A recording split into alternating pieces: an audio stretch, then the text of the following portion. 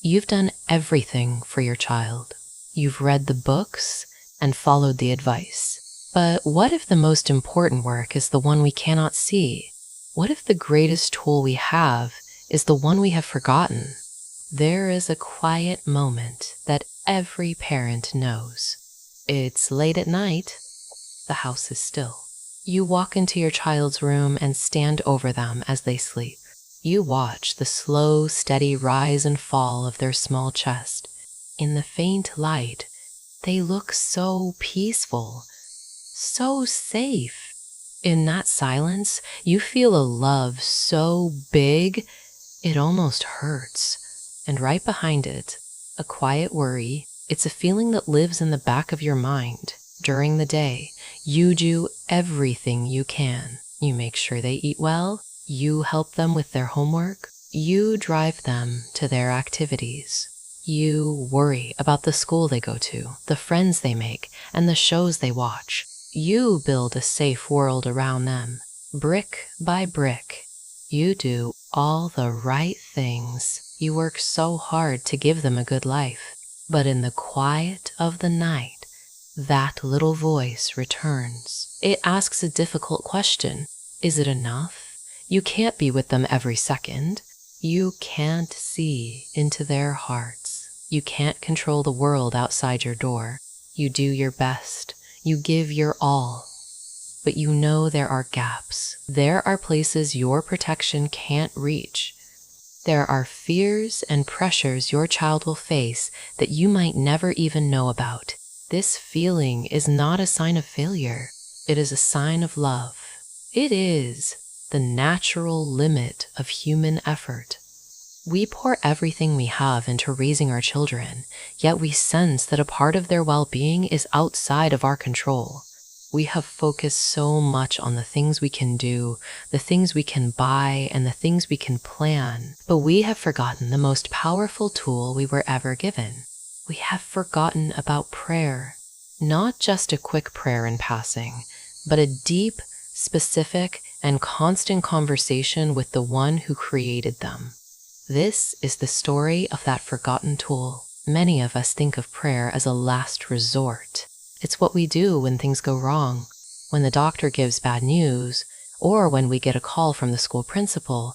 We suddenly remember to pray. We treat it like an emergency button, but this is a deep misunderstanding of what prayer is meant to be. It is not just for emergencies. It is for every day. There is a famous story about trusting in God. A man once arrived to see the Prophet Muhammad, peace be upon him, and left his camel outside without tying it up. When the Prophet asked him why, the man replied, "I put my trust in God." The Prophet responded with a piece of advice that has lasted for centuries. Tie your camel first, then put your trust in God. This simple story holds a powerful truth about how we should live our lives, especially as parents. Tying the camel is the work we do, is our effort. It is the healthy meals, the doctor visits, the patient teaching, the setting of rules, and the long conversations. It is every single practical thing we do to raise a good, healthy, happy child. This work is necessary. It is our responsibility. We have to do our part. But the second half of that advice is just as important. Then put your trust in God. That is the prayer. Prayer is the trust you have after you have done all you can do.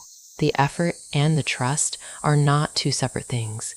They are two parts of one whole action. One without the other is incomplete. Modern parenting is obsessed with tying the camel. We have endless books, podcasts, and articles about the best way to do it. We research schools, compare parenting styles, and worry about every detail. We work so hard on the physical, visible part of raising a child. But we often forget the second part. We leave our camel untied and just hope for the best.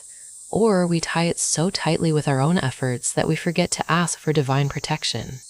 Prayer is our admission that our own efforts are not enough. It is looking at the world with all its dangers and uncertainties and saying, I have done my part. Now, I am formally asking for your help to protect what is most precious to me. It is not an act of weakness. It is an act of deep wisdom. It is knowing where our job ends and where God's power begins. When you pray for your child, you are not giving up. You are bringing in the most powerful partner imaginable. You are acknowledging that you cannot control their future. You cannot choose their friends for them. And you cannot shield them from every pain.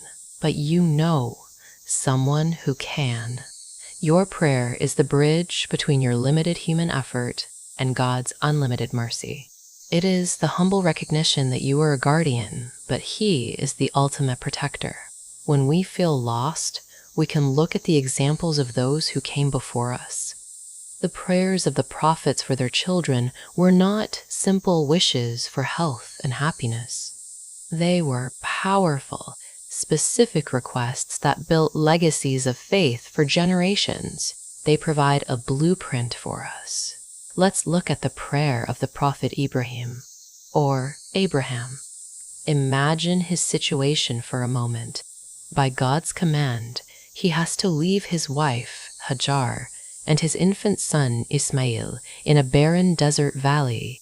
There was no water, no food, no people, just sand and hills. Think of the feeling in his heart as a father and a husband. The fear and the worry must have been immense. He was walking away from the two people he loved most in the world, leaving them in a place with no signs of life. He had done his part. He had followed God's command. He had tied his camel. Now it was time for the second part. He turned, looked back at the valley, and he prayed. What did he ask for? Did he ask for them to find a treasure, or for them to become rich and powerful? No. His prayer was much deeper. He said, My Lord, make this a city of peace and provide its people with fruits. He prayed for their physical needs, for sustenance and security. But then he went further. He prayed, My Lord, I have settled some of my descendants in a barren valley near your sacred house so that they may establish prayer. This was the core of his request. He wanted his children and their children for all time to be people who prayed. Why was that so important? Because he knew that prayer would be their connection to God. It would be their source of strength, guidance, and peace long after he was gone. He was not just leaving them in a desert. He was leaving them in God's hands. He also prayed for the hearts of people to be drawn to them. He was praying for community, for love, for a support system to be built around his family. He knew they could not survive alone. His prayer teaches us to think about the long term.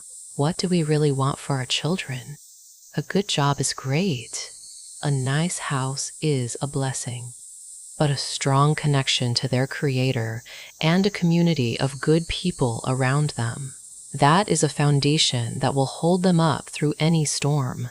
Now, let's think about the prophet Zechariah. His story is one of hope when all hope seems lost. He was an old man. Yes, wife was unable to have children. He saw the world around him, and he worried. Who would carry on the message of faith? Who would be a source of light after he was gone? His deepest desire was for a child who would continue his work. So he went into his chamber, alone, and prayed. He called out to his Lord in a quiet, secret voice. He said, My Lord, grant me from yourself a goodly offspring. The word he used for goodly was Taiba. This word is beautiful. It doesn't just mean good. It means pure, wholesome, pleasant, and sound, like rich, fertile soil that naturally produces good fruit. He was not just asking for a child. He was asking for a child with a fundamentally good nature, a child whose character would be a source of goodness in the world. And God answered his prayer. He was given a son, Yahya, or John the Baptist, who became a great prophet. Zachariah's story teaches us that it is never too late. Even when the world tells you something is impossible, you can still turn to God and ask. It also teaches us to be specific about the kind of person we hope our child will become. We shouldn't just pray for a child, but for a child who is tayyib, a child who is a source of goodness and peace for everyone around them. These prayers are not just ancient stories. They are lessons. They teach us to pray for our children's character, for their connection to God, and for their place in a good community. They show us that the best prayers are not for temporary things, but for the eternal state of our child's heart. Knowing that we should pray is one thing. Knowing how to do it is another. Islam gives us a practical toolkit. It guides us on when, where, and how to make our prayers more effective. This is not about magic formulas. It is about putting ourselves in a state of mind and heart where we are most connected to our Creator. First, let's talk about timing. There are certain times when our prayers are said to be especially heard. Think of these as open doors, moments when the connection is strongest. One of the most powerful times is the last third of the night. The world is asleep. The house is quiet. The distractions of the day are gone. When you choose to leave your warm bed to stand and pray in these hours, it is a powerful statement. It shows your seriousness. It is a sacrifice. At this time, when it is just you and your Lord, your heart is often softer and your mind is clearer. The prayers made in this stillness have a special weight. Another special time is during sujud, or prostration in your regular prayers. The Prophet Muhammad, peace be upon him, said that the closest a person is to their Lord is when they are in prostration. Think about the physical position. Your head, the highest part of your body, is placed on the floor, the lowest place. It is the ultimate posture of humility. In that moment of complete surrender, when you feel your smallness and God's greatness, the prayers that come from your heart are incredibly powerful. There is also the time between the adhan, the call to prayer, and the iqama, the final call before the prayer begins. This is a sacred pause. It is a window of time blessed by the call to connect with God. Using these few minutes to ask for your children is a beautiful practice. Even the weather can give us a special opportunity. When it rains, it is considered a time of mercy. The rain is a blessing from God, bringing life to the earth. As that mercy is physically pouring down from the sky, it is a perfect time to ask for spiritual mercy to pour down upon your family. Now, what about the words we use? We can speak from the heart in any language, and God understands. But the Quran also gives us powerful words to use. There is one prayer in particular that is a gift to every parent. It is from Surah Al-Furqan. It says, "Our Lord, grant us from our spouses and our offspring the comfort of our eyes, and make us a leader for the righteous." Let's look closely at that phrase, the comfort of our eyes. In Arabic, it is Qurrata ayun. This is much deeper than just comfort. In the hot, harsh desert, coolness was the ultimate relief. Coolness meant shade, water, peace, and joy. When your eyes are hot, it's a sign of distress, sadness, or anxiety. When your eyes are cool, it means you are at peace. You are filled with a deep, calm joy. So when you ask God to make your child the coolness of your eyes, you are not asking for a perfect, obedient robot. You are asking for something much more profound. You are praying, "Oh Lord, let me look at my child and feel a deep sense of peace and joy in my soul. Let their character, their faith, and their happiness be a source of coolness for my worried heart. Let the way they live their life soothe my fears." It is one of the most beautiful and comprehensive prayers a parent can make. This toolkit, the right timing and the right words, is a gift. It transforms prayer from a vague hope into a focused practice. It gives us a structure to channel our love and our fears into a conversation with the one who holds our children's futures in his hands. The prayers of the prophets and the words of the Quran give us a powerful blueprint. They are the foundation. Now, it is our job to build the house. Our world is different from the world of the prophets. Our children face challenges and pressures that are unique to our time. Our prayers need to reflect that reality. It is good to say, "Oh God, please protect my child." But it is even more powerful to be specific. God knows what is in your heart, but speaking the details out loud clarifies your own needs and strengthens your focus. Your prayer becomes a direct response to your child's life right now. Think about your child's character. Instead of just asking for them to be a good person, pray for the specific qualities they need to navigate the world. You could say, "Oh Lord, please grant my son the courage to stand up for what is right, even when he is standing alone." Or, "Please fill my daughter's heart with genuine kindness so that she is good to the people who are often ignored." You can pray, "Please make them honest, even when a lie would be easier. Please make them resilient, so that when they fail, they have the strength to get back up and try again." These are prayers for the building blocks of a strong soul. Think about their environment. You cannot control every person your child meets, but you can pray for their surroundings. You can say, "Oh Lord, please place good friends on my child's path. Friends who will remind them of you, who will lift them up, not drag them down." In a world of online influence, this is more important than ever. You can pray specifically, "Oh Lord, protect my child's heart and mind from the harmful things they see online. Protect them from the pressure to compare themselves to others. Give them a shield against envy and feelings of not being good enough." Think about their personal struggles. You know your child best. You know their fears and their weaknesses. Turn those observations into prayers. If you see that your child is shy and anxious, you can pray, "Oh Lord, please soothe the anxiety in my child's heart.